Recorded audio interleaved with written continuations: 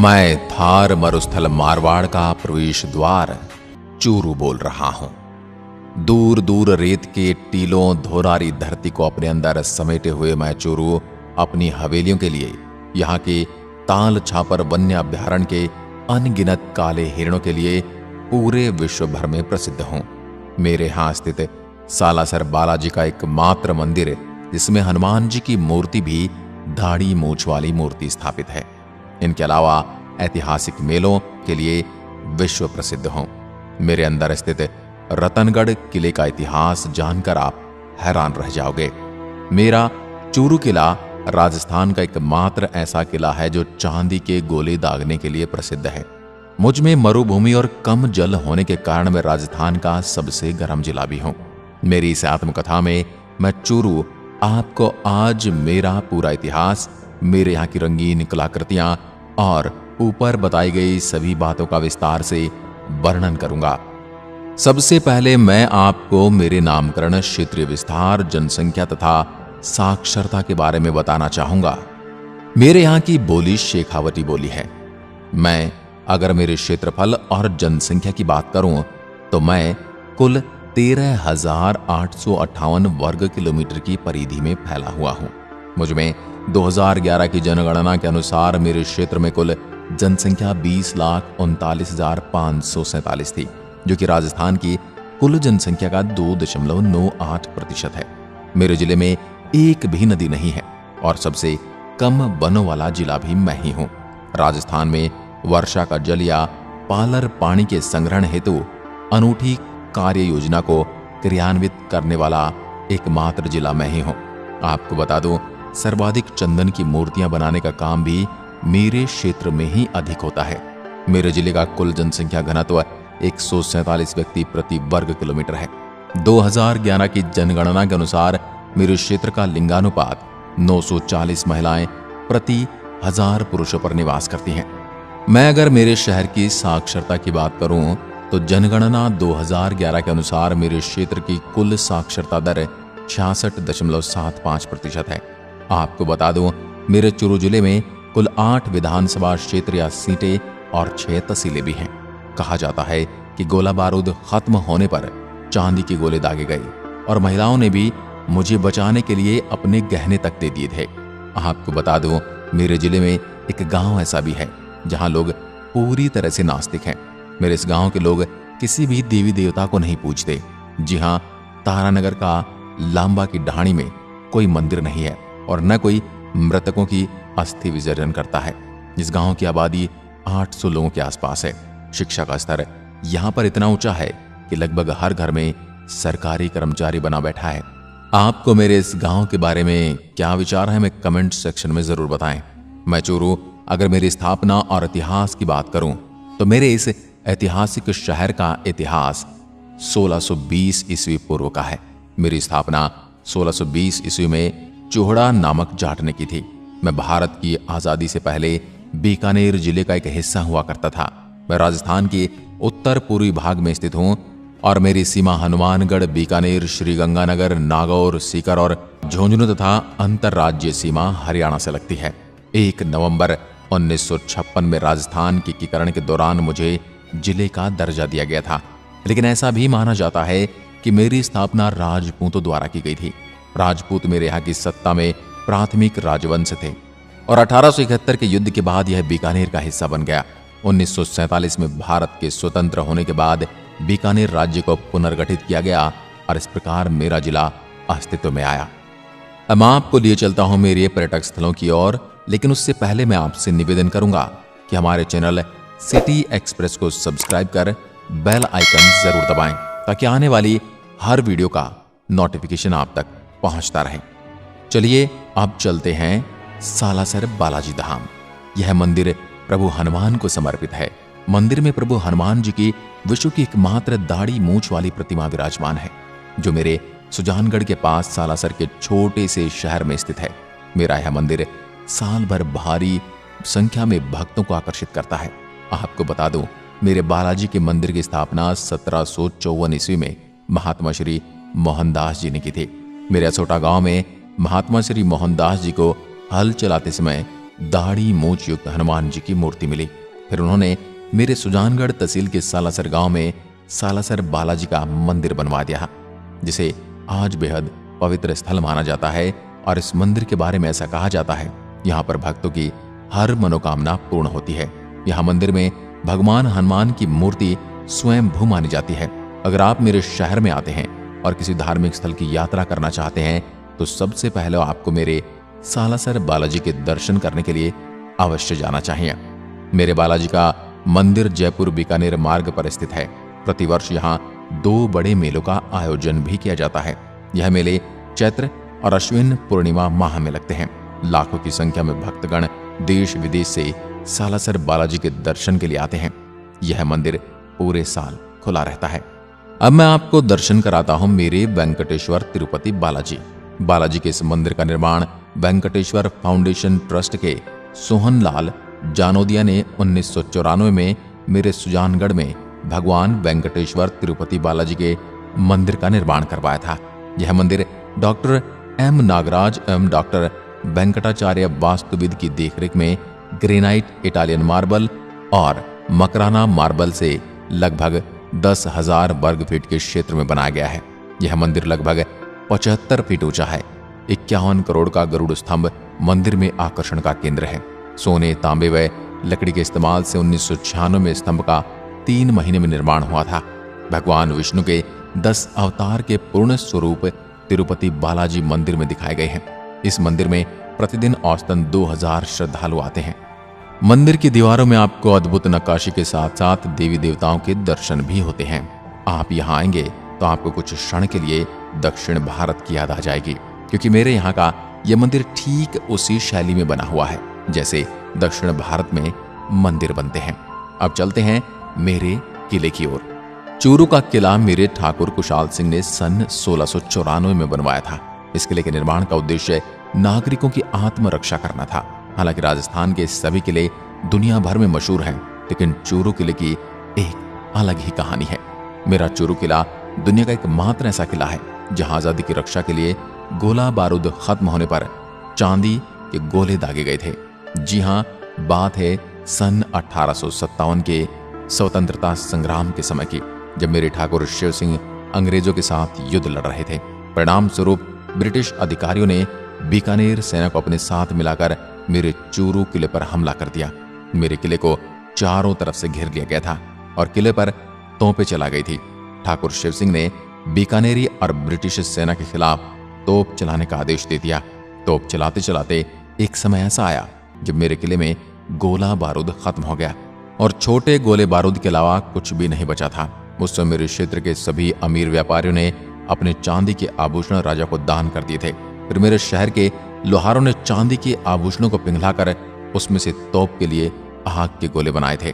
फिर चांदी के गोलों को तोप से निकाल दिए जाने के बाद इस कार्रवाई से प्रतिद्वंदी सेना हैरान हो गई और मेरे नागरिकों की भावनाओं को देखकर विरोधी सेना पीछे हट गई। लोगों ने महान संरक्षण और राज्य के प्रति उनकी भावना को देखते हुए दुश्मनों ने भी इसे जीतने के लिए विचार छोड़ दिया और एक बार फिर मेरे किले को अपनी प्रतिष्ठा के साथ साथ स्वतंत्रता भी वापस मिल गई।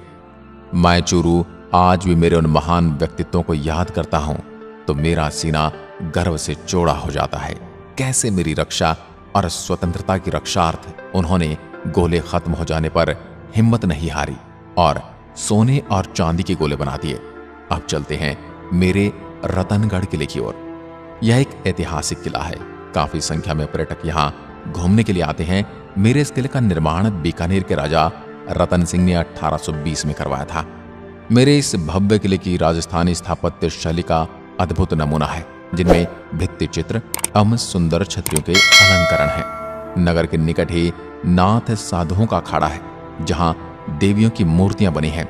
इसी नगर में एक धर्म स्तूप भी बना है, जो धार्मिक समानता का प्रतीक है। यह किला लगभग 500 वर्ष पुराना, और अगर आप कभी मेरे शहर की तरफ आए तो इस किले को निहारना चाहें तो आपको बता दूं, यह किला आगरा बीकानेर मार्ग पर स्थित है। मेरे रतनगढ़ कस्बे को तो छोटी काशी भी कहा जाता है। अब मैं आपको लिए चलता हूं मेरी प्रसिद्ध सुराणा हवेली। मेरी इस हवेली को राजस्थान का दूसरा हवा महल भी कहा जाता है। इस हवेली की खास बात यह है कि इसमें 1111 दरवाजे और खिड़कियां हैं, जिन्हें अगर एक आदमी प्रत्येक खिड़की दरवाजे को खोलकर बंद करे तो उसे पूरे दिन का समय लग जाता है। अब राजस्थान में 56 अकाल पड़ा था, तब वहां के मजदूरों को 2 वक्त के खाने के बदले इस हवेली का निर्माण किया गया था। यह हवेली प्रसिद्ध इतालवी और शेखावटी वास्तुकला डिजाइनों पर बनी है। सुराना हवेली एक 6 मंजिला इमारत है जो बहुत ही विशाल है। अगर आप वास्तुशिल्प प्रेमी हैं तो आपको मेरी सुंदर सुराना हवेली की यात्रा अवश्य करनी चाहिए। अब हम चलते हैं काला हिरन का घर कहे जाने वाले विश्व प्रसिद्ध मेरे ताल छापर अभयारण्य। मेरा यह अभयारण्य अपने दुर्लभ काले हिरणों के लिए पूरे विश्व में प्रसिद्ध है। इसके साथ ही एक कुरंजा पक्षी की शरण स्थली भी है। वर्षा ऋतु में यहाँ नरम घास, मोथिया एवं मोचिया साइप्रस रोटेंड्स उगती है। भौगोलिक रूप से अभयारण्य मेरी सुजानगढ़ तहसील में पड़ता है और आगंतुकों के लिए एक मनोरंजन स्थल है। मेरे इस अभयारण्य में प्रवासी और निवासी दोनों को मिलाकर पक्षियों की कुल 122 प्रजातियां निवास करती हैं। यहां देखे जाने वाले प्रवासी पक्षी मध्य एशिया और यूरोप से आते हैं। ताल छापर अभयारण्य पक्षी प्रेमी के लिए स्वर्ग के समान है। अगर आप मेरे ताल छापर अभयारण्य में घूमने आ रहे हैं तो मैं आपको बता दूं कि यह अभयारण्य मेरे शहर से 85 किलोमीटर और बीकानेर से 132 किलोमीटर की दूरी पर है। यह अभयारण्य मेरे रतनगढ़ सुजानगढ़ राजमार्ग के पास है। ताल छापर के पास ही आपको मैं पशुपतिनाथ मंदिर नेपाल के जैसा हुबहू छोटा मंदिर के दर्शन करवा देता हूं, जो कि मेरे जिले के सुजानगढ़ तहसील के छापर कस्बे में बना हुआ है। जैसा कि मैंने आपको बताया कि राजस्थान का यह छापर कस्बा वैसे तो अपने ताल छापर अभयारण्य के लिए प्रसिद्ध है, जहां बड़ी संख्या में काले हिरण और विदेशी पक्षी देखे जा सकते हैं। और मेरे इस अभयारण्य को देखने के लिए देश विदेश से हजारों पर्यटक आते हैं। लेकिन इसी छापर में एक और दर्शनीय स्थल भी मेरे पर्यटकों को खूब पसंद आ रहा है, और वह है यहाँ का पशुपतिनाथ मंदिर, जो कि बनावट में बिल्कुल नेपाल काठमांडू के पशुपतिनाथ मंदिर के समान है। इस मंदिर को मिनी पशुपतिनाथ मंदिर भी कहा जा सकता है। आपको बता दूं, प्रभु भोलेनाथ के इस मंदिर को यहाँ के ही मूल निवासी शिव भक्त दुधोड़िया परिवार के करण सिंह दुधोड़िया की अगुवाई में बनवाया गया था। धीरे धीरे यह मंदिर मेरे यहाँ आने वाले श्रद्धालुओं में बड़ा ही लोकप्रिय स्थान रखने लगा है। इसी का नतीजा है कि आज जो भी मेरे पर्यटन ताल छापर अभयारण्य देखने आता है वह जरूर इस पशुपतिनाथ मंदिर के दर्शन भी करता है। आपसे भी मैं निवेदन करूंगा कि आप जब भी यहाँ आए तो मेरे प्रभु पशुपतिनाथ के दर्शन अवश्य करें। अब चलते हैं मेरे सेठानी का जोहरा जलाशय। मेरा यह जलाशय भगवान दास बागला की पत्नी द्वारा बनवाया गया था। भगवान दास बागला पहले मारवाड़ी शेखावाटी करोड़पति थे। वह एक बहुत अमीर लकड़ी के व्यापारी थे और कई सौ मील कारखानों के मालिक थे। सेठानी का जोहरा रतनगढ़ रोड से पश्चिम में कुछ 3 किलोमीटर दूर है। भयानक 56 अकाल के दौरान एक राहत परियोजना के रूप में 1899 से 1900 में अकाल के समय इसका निर्माण कराया गया था। ये जलाशय तालाब का पानी नीलगाय और कई पक्षियों को आकर्षित करता है। मेरे स्थानीय बुजुर्ग कहते हैं कि जोहरा में पानी आज तक नहीं सूखा है। मेरे यहाँ के लोक देवता गोगाजी का जन्म जिले के ददरेवा में चौहान वंश के शासक जेवर सिंह की पत्नी बाछल के गर्भ से गुरु गोरखनाथ के वरदान से भादो सुदी नवमी को हुआ था। चौहान वंश में राजा पृथ्वीराज चौहान के बाद गोगाजी वीर और ख्याति प्राप्त राजा थे। गोगाजी का राज्य सतलुज से हांसी हरियाणा तक था। लोक मान्यता है कि लोक कथाओं के अनुसार गोगाजी को सांपों के देवता के रूप में भी जाना जाता है। लोग उन्हें गोगाजी चौहान, गुग्गा जाहिर, वीर व जाहर पीर के नाम से भी पुकारते हैं। यह गुरु गोरखनाथ के प्रमुख शिष्यों में से एक थे। गोगा देव की जन्मभूमि पर आज भी उनके घोड़े का अस्तबल है और सैकड़ों वर्ष बीत गए, लेकिन उनके घोड़े की रकाब अभी भी वहीं पर विद्यमान है। उक्त जन्म स्थान पर गुरु गोरखनाथ का आश्रम भी है। भक्तजन स्थान पर कीर्तन करते हुए आते हैं और जन्म स्थान पर बने मंदिर पर मत्था टेक कर मन्नतें मांगते हैं। यहाँ आप भी दर्शन अवश्य करके आए। मेरे यहाँ गोपालपुरा की पहाड़ी पर विराजित डूंगर बालाजी का स्थान भी बड़ा ही प्यारा है। आप जाकर बजरंगबली का आशीर्वाद अवश्य लें। इनके अलावा आप मेरे सुजानगढ़ में स्थित सियानन माता के दर्शन भी अवश्य करें। यह मंदिर भी पहाड़ी नुमा टाइल पर बना हुआ है। यहाँ पर आपको बड़े बड़े पत्थरों की शिला दिखाई दे रही होगी, इनके साथ भी आप सेल्फी ले सकते हैं। अब चलते हैं मेरे कोठारी हवेली। इस हवेली का निर्माण एक प्रसिद्ध व्यापारी ओसवाल जैन कोठारी ने 1925 में करवाया था, जिसका नाम उनके अपने गोत्र के नाम पर रखा था। इस हवेली पर की गई चित्रकारी काफी सुंदर है। कोठारी हवेली में एक बहुत कलात्मक कमरा है, जिसे माल जी का कमरा कहा जाते हैं। आपको बता दूं, नाथ जी की छतरी भी मेरे चूरू में ही स्थित है, जहां कर आपको एक अलग ही नजारा देखने को मिलेगा। और भगवान शिव के अलावा आपको कई समाधियां देखने को मिलेंगी, जिनके दर्शन भी आप अवश्य करके जाना। मैं अगर मेरे वाहन रजिस्टर्ड की बात करूं तो मेरे शहर के वाहन RJ 10 से रजिस्टर्ड होते हैं। और अब मैं आपको मेरे क्षेत्र से जुड़े कुछ महत्वपूर्ण तथ्यों से परिचित करवाता हूं। मेरे क्षेत्र की अर्थव्यवस्था मुख्य रूप से कृषि और पशुपालन पर आधारित है। यहाँ पर मुख्य रूप से बाजरा, सरसों और तिलहन की फसलें बोई जाती हैं। हालांकि औद्योगिक क्षेत्र में विकास का कोई बड़ा आधार तो नहीं है, लेकिन फिर भी यहाँ पर ग्रेनाइट की पॉलिश करने और तेल निकालने के लिए कई 100 मिलें उपलब्ध हैं, जो मेरी अर्थव्यवस्था का अहम हिस्सा है। मनसा देवी को मेरे क्षेत्र की लोक देवी माना जाता है। मेरी सुजानगढ़ तहसील को संगीतकारों का गढ़ कहा जाता है। पूरे राजस्थान का कबूतरी नृत्य मेरे इलाके का ही प्रसिद्ध है। ये नृत्य शेखावाटी क्षेत्र का सबसे प्रसिद्ध लोक नृत्य है तथा यह नृत्य केवल पुरुषों के द्वारा सामूहिक रूप से किया जाता है। मेरा तारानगर शहर भित्ति चित्रों के कारण प्रसिद्ध है और यहाँ पर रामदेव जी का मेला भी लगता है। राज्य का प्रथम सहकारी क्षेत्र का महिला मिनी बैंक भी मेरे ही सालासर कस्बे में स्थित है। मेरे जिले के महान लोगों के बारे में बात करूं तो जिन्होंने मेरा नाम दुनिया भर में प्रसिद्ध किया है, रोशन किया है, खेमचंद्र प्रकाश जो मेरे सुजानगढ़ के निवासी हैं, जो प्रसिद्ध स्वर्गीय लता मंगेशकर के गुरु माने जाते हैं। अगले महान शख्स हैं गौरव शर्मा, जिन्होंने अफ्रीका महाद्वीप की सर्वोच्च चोटी किलामंजारो पर तिरंगा फहराकर मेरे जिले और देश का नाम रोशन किया। अगली महान शख्सियत हैं भारत व्यास, जिन्होंने प्रसिद्ध गीत ए मालिक तेरे बंदे हम लिखा था और हिंदी फिल्मों के प्रसिद्ध गीतकार थे, जो कि मूल रूप से चूरू के निवासी थे। दोस्तों, इस शख्स को तो आप जानते ही होंगे, जिनका नाम है देवेंद्र झाझड़िया, जिनका जन्म 10 जून 1981 को मेरे ही जिले के एक जाट परिवार में हुआ। एक भारतीय पैरा ओलंपिक खिलाड़ी है। आपको बता दूं, ये पैरा ओलंपिक में 2 स्वर्ण पदक जीतने वाले पहले भारतीय पैरा ओलंपियन हैं।